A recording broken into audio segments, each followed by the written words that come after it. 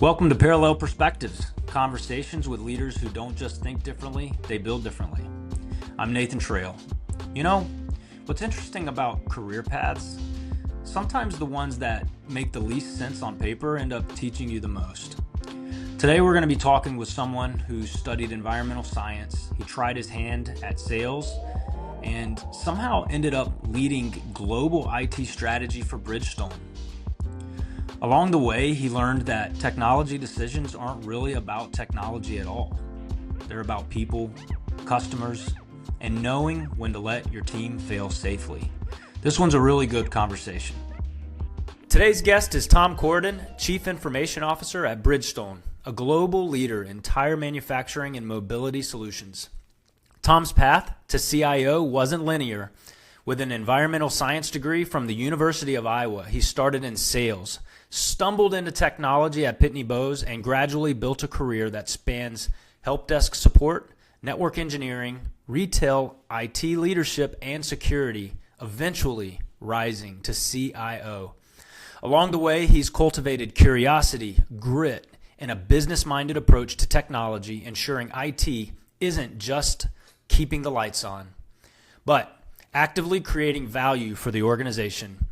Beyond work, Tom draws leadership lessons from parenting, sustainability initiatives, and personal curiosity, offering a unique perspective on leading both people and technology. Tom, welcome to Parallel Perspectives. We're excited to dive into your story. Thanks, Nathan. That was a lot, almost borderline embarrassing sitting here for 30 seconds listening to you go through that. But thank you. Good to be here. We're excited. So you studied environmental science at the University of Iowa. If you don't mind, tell us, how did you end up in technology and IT leadership? Yeah, good question. So obviously that was quite some time ago, graduating from college in the late 90s. Environmental science was something that you either probably needed to go on to law school or go to work for the government or some government agency.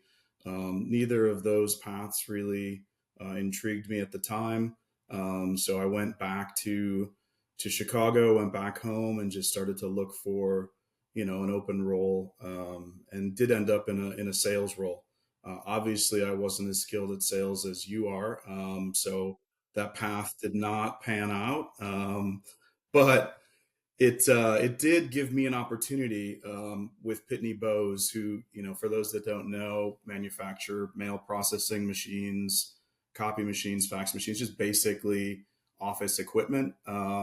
Tough sell because most people at the time already had one, right? So you had to try to convince people that they needed an upgrade or that they needed to buy something from me. So it was difficult. But what I did gravitate towards was they had a managed service kind of offering for different offices, and that included some of the technology that big law firms, big consulting firms in downtown Chicago were starting to lean into. And that's really where I got my first taste of technology and what the future held. And it was really interesting, exciting, and beat the daylights out of sales. So that's, I'd say, what got me really hooked on technology. That's interesting. And I'd say, even though you didn't pursue the career in sales, you've clearly done a really excellent job at leveraging the characteristics of a good salesperson throughout your career path as you've taken on so many different roles. One of the things that's intrigued me is how you've kind of self-taught, and this is previous conversations we've had. I'm curious, how did self-teaching and early certifications shape your approach to learning and problem solving? Yeah, I think it came from a place of genuine curiosity as opposed to like a syllabus of required learnings in a class. And so I think that in and of itself, when you're actually truly interested, you're charting your own path, you're choosing your own adventure kind of deal. I think that really gives you a different level of motivation and interest. And that's really, I think, what drew me in and really kept me going because, I mean, first of all, it was the 1900s, as my children like to remind me, even though it was 1998, right? But the opportunities were endless. It was just starting to really make, I would say, difference for business as far as technology and enabling communications and sharing of information in unique and different ways. And so, and it continues to evolve every day. After a very long career in technology, it never gets boring. So I think that's really what drew me in and called for the pivot in my career is just really the open-ended opportunities and the real curiosity that came from a place of real wonderment, I think, around what technology had to offer. I think a lot of people don't understand who are not in technology. In order to be in technology leadership, one important characteristic is you have to be adaptable. Like you said, the certifications in the late 90s almost are irrelevant now to the certifications required to be in IT leadership today, especially at your level. I'm curious, has there been any certifications or early learnings that has stuck with you even 30 years later, from the late 90s, and what are some of those key lessons learned maybe? Yeah, I mean, I think, certainly having the foundation of ones and zeros, I still set my alarm for 5:12 from a binary code perspective every morning. It's such a weird, quirky thing, right? But that is something that stuck with me of like the binary language and just it's not about I don't need to know the binary language on a day-to-day basis, but it's a good reminder and grounding in the fact that it is based in something as simple as ones and zeros, yet you inject people and you inject, the economy and you inject all these other, facets of the world, and it makes it much more complicated than it actually is. And so I think some of those early certifications in basic computing, networking, those tend to ground me in what we're really talking about in conversations and put the technology to the side. We're talking about something that's a business problem, a business capability, something that needs an outcome that the person on the other side of the table desires. And so oftentimes the technology can cloud that conversation and honestly sometimes result in implementing a technology that actually didn't solve the business problem because people got all obsessed with the shiny object and they chased that as opposed to what is the actual problem, what is the process that you're going to take and change, and then how does technology, the basics of the ones and zeros, accelerate that for you. Yeah, I definitely want to come back to the concept of chasing a shiny object versus actually solving a business problem. And I do feel like there's a joke in there somewhere around you setting your alarm to 5:12. I think there's probably a nerd dad joke or something like that. Totally, totally. But looking I back, tried to explain to my kids, they didn't get it. they didn't get it. Well, I get it. I think I'm in that generation. So going back on early parts of your career, coming to Bridgestone, how long have you been with Bridgestone? And there's some pivotal moments that maybe have led you towards this global brand, world renowned, driven by IT technology organization. Yeah, so I've been at Bridgestone for 18 years, which is a very long time. And if you're not being adaptive and trying something new, you'll never stick around, right? So I'm happy to say that every 3 to 4 years, I was asked to do something different. And it wasn't always, a promotion. It wasn't always a big bump in comp or a big title change, but it was something different. And I think that kept me interested and engaged. I would say how I landed at Bridgestone was just happenstance. A friend from college whose dad was starting a help desk contract with Bridgestone. And again, it was right at that point in my life where I was starting to get really interested in technology. And so that opportunity came up just through a conversation with a friend and jumped on it. And I started out at the retail Firestone help desk, literally answering calls from store managers and store employees that had just gone from, an archaic system to a Windows based system. And so the questions were quite entertaining about a mouse and Windows as opposed to function keys. But that was really how I got started. But I think throughout that journey, that served me really well to have that foundational understanding from kind of the ground up, from the entry level, and really understanding then the full gamut and going across all the different disciplines.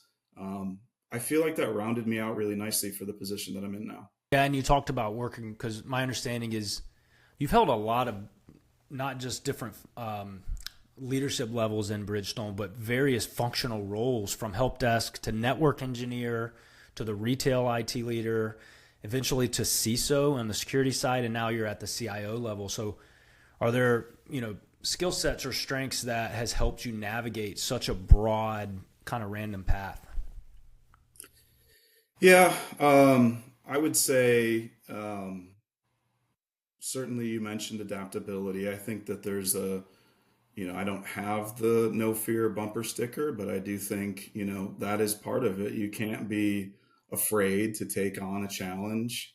You can't be afraid to be uncomfortable. You have to be a little comfortable with being uncomfortable. You're not going to know everything when you go into a role, but you need to be really observant and probably really quiet for a little while, knowing you don't have the answers and you're in absorption mode. And so I think as you go into different roles in your career, it's important to be adaptable, to be humble, to have, as little fear as possible, and then really to be hungry for knowledge and information and curious.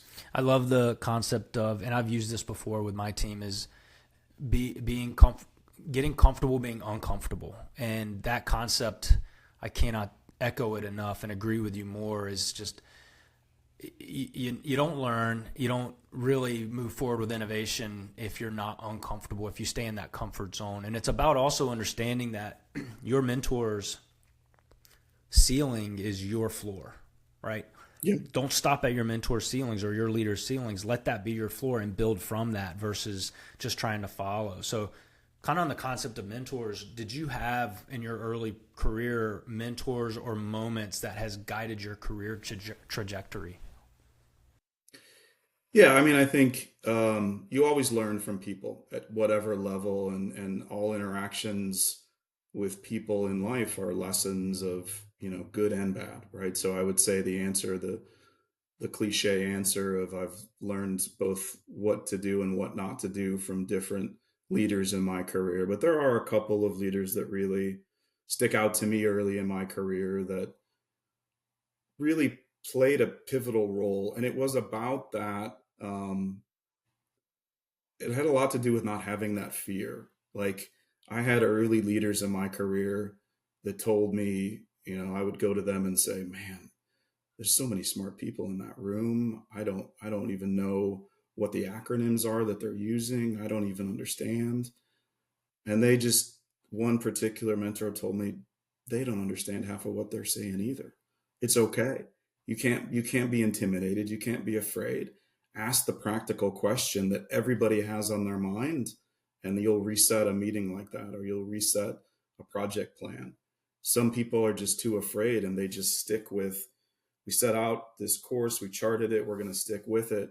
And oftentimes, very few people along the way ask the questions of, are we sure? Did we think about this? Is it still practical? So those were some really important, I think, coaching and advice that I got early on. I think that's great. I found myself in this similar scenario when I was early in my career of, walking into a room of executives can be intimidating, but kind of humanizing them helps you put into perspective that A, they were in your shoes at some point, and B, they're still human and they're going to make mistakes, and there's a level of insecurity. And it's important, I think, not just for us as leaders, but for the people that we're leading to understand that we can be insecure sometimes too, even though we try as leaders to not show that as much, and to show a level of confidence.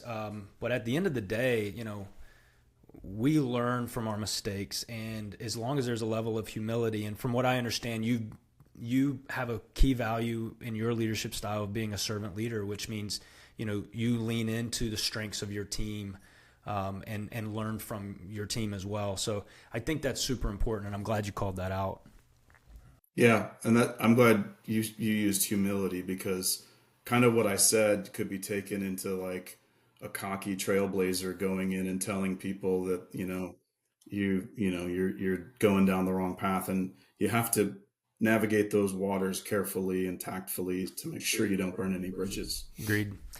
So over years, you've described curiosity and grit as central to your approach. How do these qualities manifest inside of your own leadership style? Yeah, I think curiosity is really, and as a leader, you always have to preface it with, I'm just seeking to understand. I'm not like coming at you with these questions and trying to trip you up, right? So I oftentimes have to preface my questions with, I'm just genuinely interested. I want to understand how it works or how it's going to work. I'm not trying to, think I've got a better idea. And so I think when you come in with that sort of hat in hand curiosity, then people will start to brainstorm, right? And maybe you ask a question that nobody thought of, or they were so far into the details that they hadn't really looked at a bigger picture and thought about, well, what's that going to mean in 2 years? Or what team's going to support that? Or how's the technology going to change and evolve? And how is it going to fit in with this other upgrade that we know we've got coming? Whatever it is, right? I think having that curiosity is always healthy for any team environment. And it brings different perspectives with sometimes, hopefully, different, unique thoughts. From a grit perspective, that's now we've gotten past, we're in the middle of it, right? We're gonna implement, we're gonna support day to day, um we're gonna run the shop. And so I think I really value people that um show up and roll up their sleeves and aren't afraid to dive in and put in the time and the effort. And grit is really about not giving up, right? And there's a lot of people that get frustrated, not just in technology, in you know algebra, for example, or in whatever job you have, or personal relationships in life. And if something's worth it, it's important to put the time and the effort and to not quit on it, to not give up. And so grit is for me figuring out, okay, I've tried this way, it doesn't work. Let me think about, look at, and try to come up with a different way, but I'm not giving up. I'm getting to the finish line. And so it's going to use all your tools in your toolbox to try to really muscle your way through it. So you've you're very much a hands-on technologist in the sense of you've played the role, you've been in the roles, right? You've done the things, you've done the certs, and various leaders come through to the leadership level through various means. Some come from sales, some come from the partner side, but you've truly built your career in the ditches or digging ditches, sweeping floors, all the way up. So how do you balance that hands-on technologist with now guiding strategic IT initiatives for a global organization? Yeah, let's be clear. I don't make technical decisions. I'm not qualified. If I were the smartest person in the room on a given day of a topic, we'd have a problem on our hands. And I'm completely open about that. I don't have an ego about that. I really, what I try to do is to be the most rounded person in the room, or grounded, either rounded or grounded.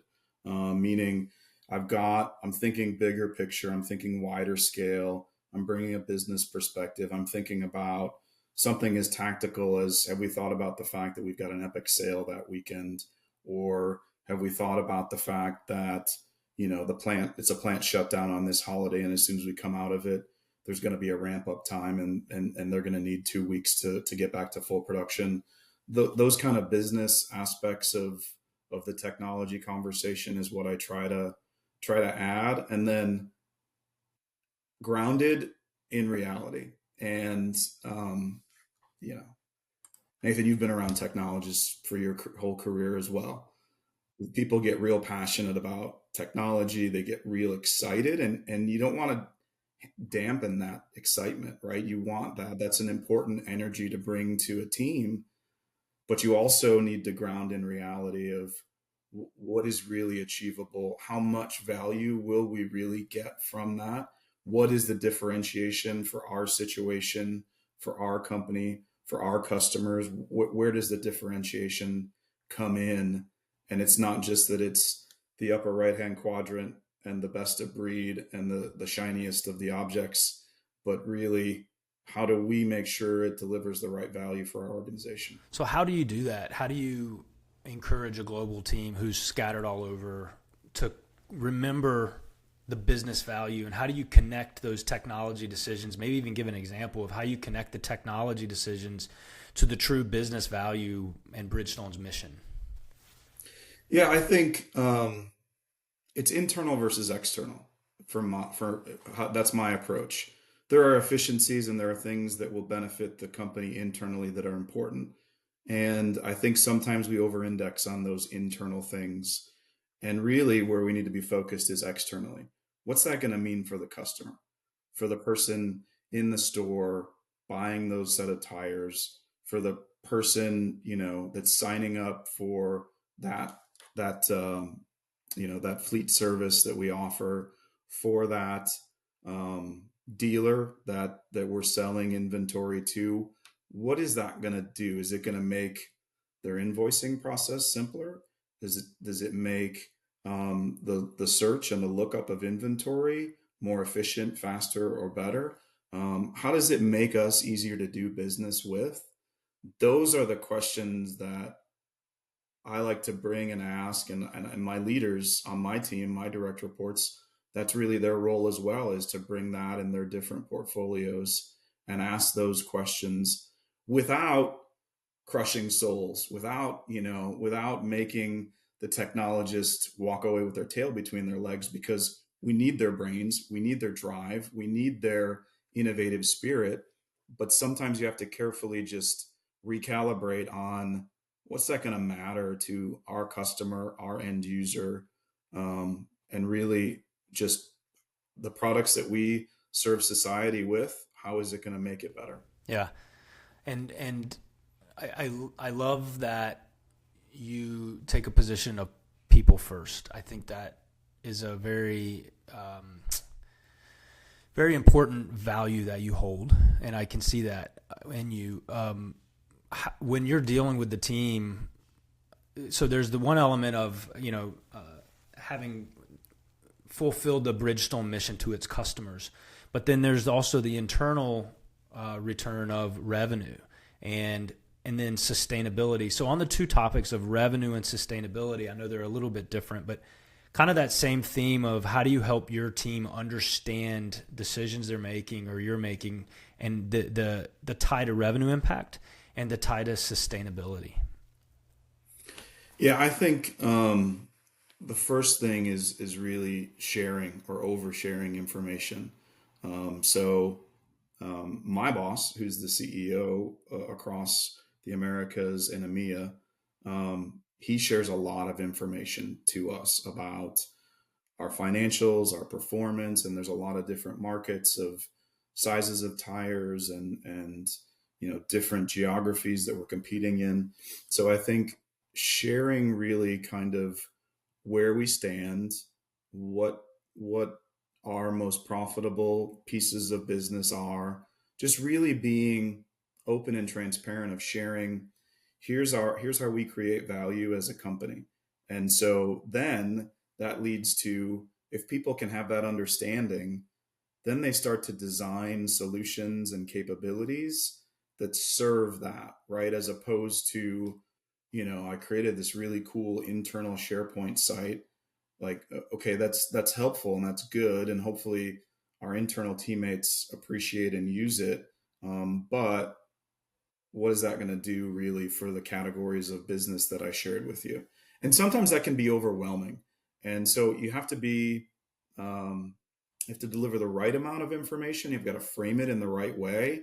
Like that's been my biggest learning being with Bridgestone for as long as I have. I've understood the business, but really now being at the leadership table with all of the other executives that drive the business, boy, there's a lot of detail that goes into how we derive a forecast, how we really look at our business. And so boiling that down and sharing the right level with the IT group is really important.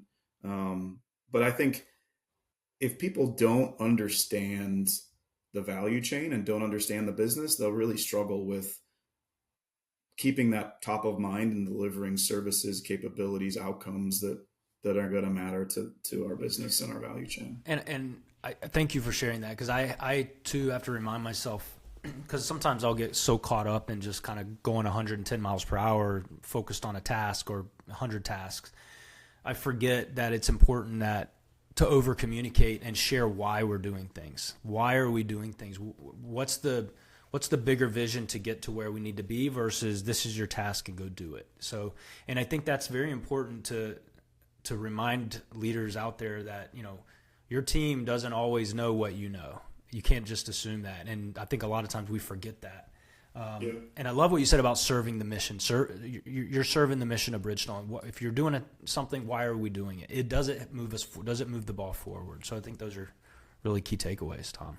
Yeah, and that mission's not just about, top line growth and AOP and return on invested capital. It really is serving society with superior quality. That is the simple mission statement of Bridgestone, and it's been that way for over 100 years. And so that includes sustainability, like you mentioned, and that does include and sustainability. Everybody goes to green and ecological, but sustainability is also about how do we as a company remain sustainable? How do we give people products that they can keep for longer, that are more durable, that last longer, those are the things and the concepts that we as a technology organization need to be supporting our business in. Especially for you guys, Bridgestone, where you're in the business of, creating, rubber tires that a lot of times you might not align to sustainability, but just by getting to know your organization more and more through our partnership, you guys truly have a very strong passion for ensuring you build sustainability into everything you do, from retreading to Yep. recycling. And I'm actually very impressed, especially compared to some of your competitors, at how important that mission is for Bridgestone. Yeah, no, I agree. And you've been to Japan many times, Nathan, and I know you enjoy it as much as I do. And Yeah. it's a big part of culture in Japan of that sustainability. It's a small island, and they've got to maintain sustainability for their society. So you mentioned, some of the things, and it's not just propaganda and it's not just marketing. It truly is in practice, to take a carcass of a tire and to retread it two, three times for a fleet customer. We're not only saving that fleet customer money and making their fleet run more efficiently, but we're also reusing that same carcass and retreading the tire and getting the most useful life out of it. And that circularity of manufacturing, then once it is finally end of life, what happens? Well, those materials go into playgrounds, they go into roads, they go into shoes, they go into energy that is recreated with that for future manufacturing. So it is a part of the DNA, and it really has been from day one. Yeah, it's quite impressive, the innovations you guys have done there, not just influencing your own, but influencing others in that same industry that you guys have kind of paved the way in. Switching gears a little bit. So in a past conversation, you've mentioned parenting, because you're a father, as a lens for leadership. So curious, how has that influenced how you lead teams? Yeah, and you mentioned it. You stole my thunder a little bit just a minute or two ago. It's about reminding yourself that your team at work, as well as your children at home, they don't know all the things that you know, right? And so it's your job to be empathetic when, and not just get upset or be frustrated when they didn't understand the context or the background or the full story of the choices that they made. And so, making sure you're coaching them along the way, you're teaching, right? I think that's a big part as a leader.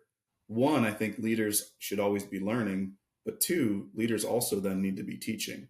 And that's a big part of both home and personal life and professional life for me is how can I impart the knowledge that's going to make this human being successful, whether it's at their job or in life or in school or in baseball or in gymnastics or whatever, right? How can I constantly be helping and imparting knowledge? Not that I know everything, right? Like I'm not claiming that at all, but I think giving that knowledge, but also giving the grace to know that they don't know everything, and two, that they're going to fail, right? And as long as you can set up an environment where they can fail safely, and you're there to provide the landing spot or be the catcher, when they fall, that's important for me, both across business and home. You mentioned mentors earlier, and I had a really great mentor a number of years ago. It was when I first moved from Chicago to Nashville and was just kind of getting um, into the business here in Nashville, out of singularly focused on retail in Chicago. And he told me that he said, my goal is to be the same person, right? Who I am at home is who I am at work. Otherwise, it's too much work and it's too difficult, and you lose your authenticity. And that's something that stuck with me as well. Around, I'm the same Tom at home as I am at work. To a certain degree, right? You've got to Sure. have differences, but how I show up is as much the same as it possibly can be. And how you coach, mentor, help, teach, and remove roadblocks for members of my team at work or members of my team at home. It's the same. And I love what you said, failing safely. Like failing safely is such a great phrase that is now going to be quoted to Tom Corridon. But I, I think it's also easier said than done as a parent myself. I've, especially like you mentioned doing algebra earlier, trying to teach my kids algebra.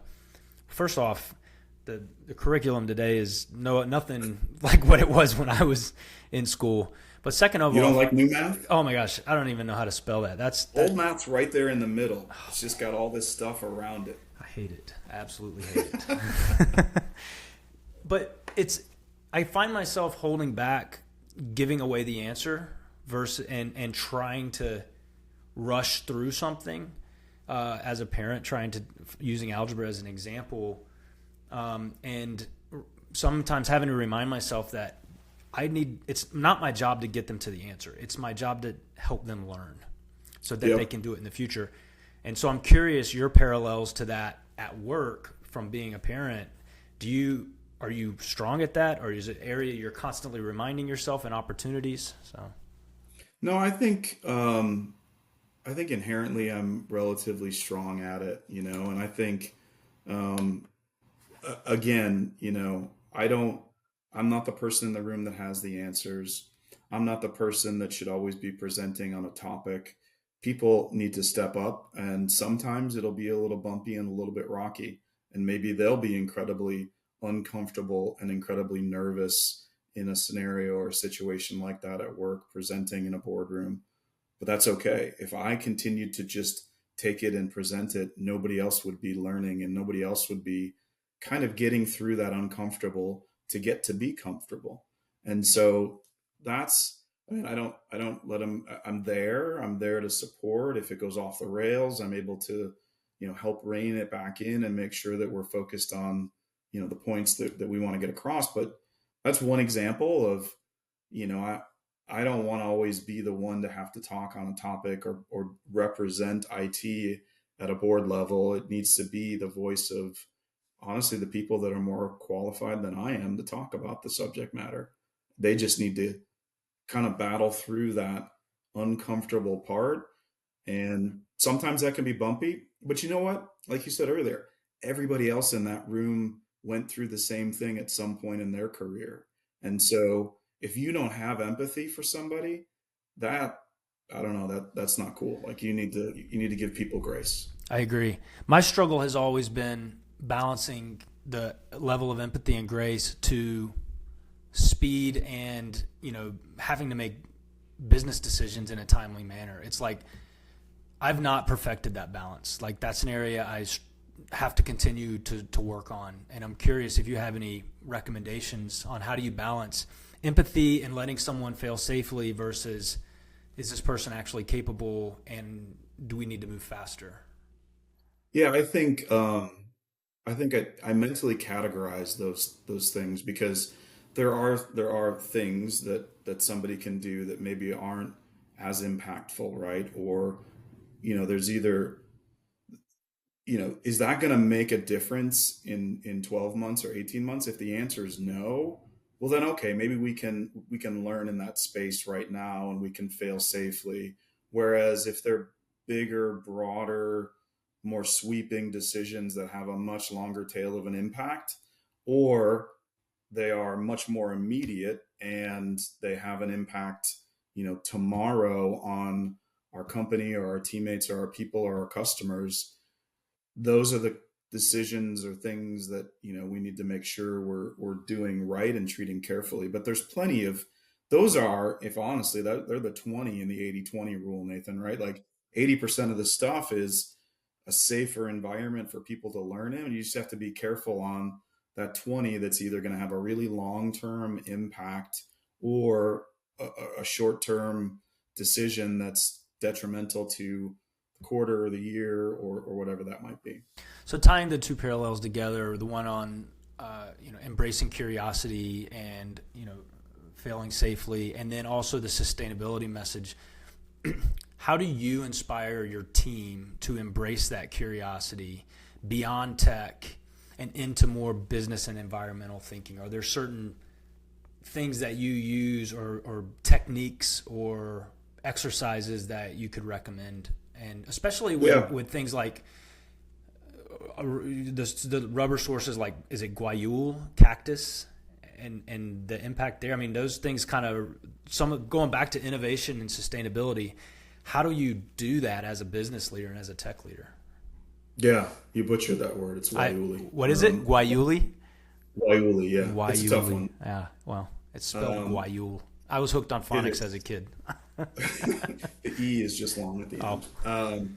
No, I think an important part of our mission statement in Bridgestone is a Japanese phrase called Genba Getbutsu, right? Which means basically to go out and to experience firsthand. I'm gonna butcher And that one too. yeah, we would call it a Genba walk, right? That's really what it is. That's an easier way to say it. But Genba Getbutsu is really to go and experience firsthand and not rely on second or third hand knowledge of a situation. And so that is a really important thing that we stress throughout the company. Our executives, are always in plants, in retail stores, you know, putting their finger on the pulse of the business, getting closest to the teammates on the front lines that are dealing with the customer every day. And for IT, I encourage the same thing. Get out to a retail store, see what the pain points are of that store manager or the manager of tire services or the service manager in the back, whatever that is, get out there and figure out how technology could enable making that better. Right. And I think the same for anything sustainable, right? Um, Go to Akron, meet with our PhDs, our scientists, our white coats. Those are the people that every day are designing products with sustainability in mind. How are they doing it? That'll be very interesting. How can we help them? Are there technologies that we can put into their hands to make it more efficient and effective? in their everyday life of really driving that, that dantatsu, another Japanese term of, clear leader in the product space. And how are we making sure that they're doing that, you know, as best that, as efficiently as they can, and how are we helping them? You've definitely got So me. Good. it's important to just get out there, right? And experience it firsthand, because it's so easy to put headphones on and sit behind a keyboard, and not really understand how things are happening out on the front lines, how Bridgestone is interacting with the world. Genbei got Batsu. Genbei got Batsu. Did I say that right? Let's call it a Genba walk. Genba walk. The Genba walk. Getting out there.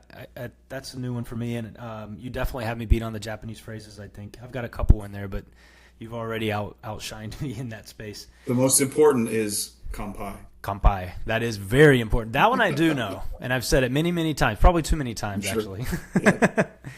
So let's move on to our last segment. This has been actually very intriguing. I've actually been writing stuff down. You've already taught me a lot, so I'm hoping others have taken away great nuggets. Moving into our last segment, fast takes. So I'm going to ask you a couple of questions with some quick answers, starting with one word that describes your leadership style. Transparency.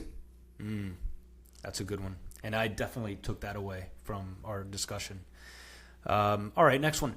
Favorite lesson learned from a career misstep?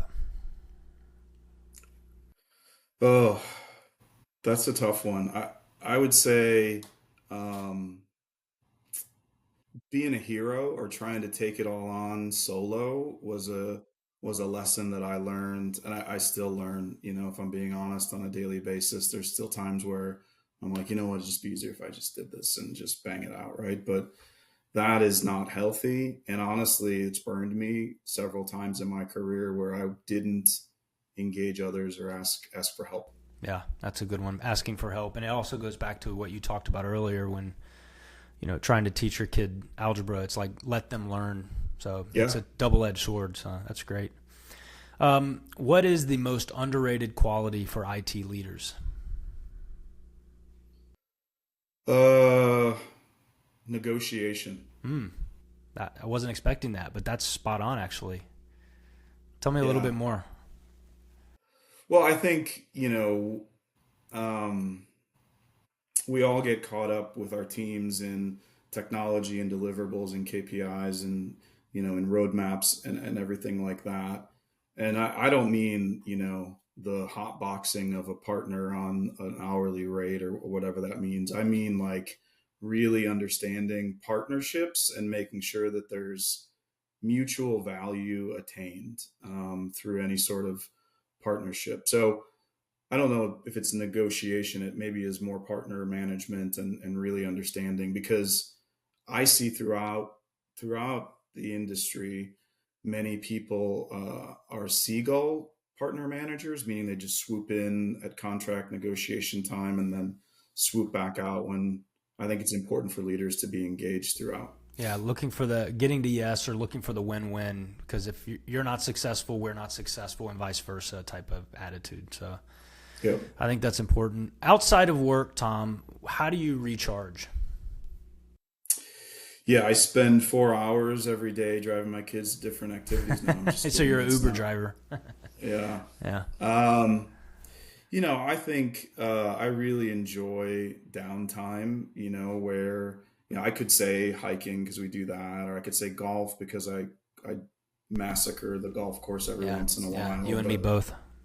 yeah, but I really enjoy like movie night, or I really enjoy like just, spending 2 hours with family or friends, and just, that to me is really unwinding and relaxing, where you don't have to think, you don't, you're just there enjoying something together. Yeah, that's good. All right, last question, and one of my favorites. So if you were to pick a theme song for the Tom Corridon walk up, what would your walk up theme song be?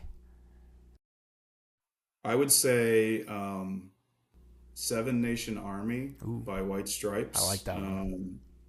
That's like the pump you up one, Yep. right? That's the one that's going to really, I just love the beginning of that song. Yep. Um, I love that's my when I want my son to be pumped up, driving to a baseball tournament or whatever. That's Throwing white we'll stripes. jam that. That's awesome. Yeah. I would say my second one, which is the other end of the spectrum, would be a theme song. Maybe not a walk-up song, but this is an old one. "Don't Worry, Be Happy" by Oh, Bobby yeah. McFerrin. Yeah. I totally remember that. Bobby Yeah. McFerrin, yeah. That's a good one. All right. Well, Tom, I really appreciate you being on the show. From help desk to CIO, Tom's story shows how curiosity, grit, and servant leadership can create transformative impact, not just in technology, but across business, sustainability, and people. His journey reminds us that the best leaders are always learning, adaptable, and deeply connected to both their teams and their mission. Is there any last comments you want to leave for the audience, Tom? First, I would like to really thank you. I really enjoyed the hour we spent together, Nathan. I think it was a human conversation, which I greatly enjoyed. So I appreciate that. And I would say, to the listeners of this, it's a crazy world, VUCA world, right? Volatile, uncertain, chaotic, and I forget the A. I forgot it too. Ambiguous, I think. There you go. Yeah, so it's a crazy world. So I would just say people need to give themselves a break. Yeah. At any level, at any job, in any part of life, you're killing it. Give yourself a break. Give yourself a pat on the back, and get back up and go back at it. That's awesome. Until next time, keep exploring. No fear. Genba walk. Stay curious and keep building boldly. Thanks, Tom. Thank you, Nathan.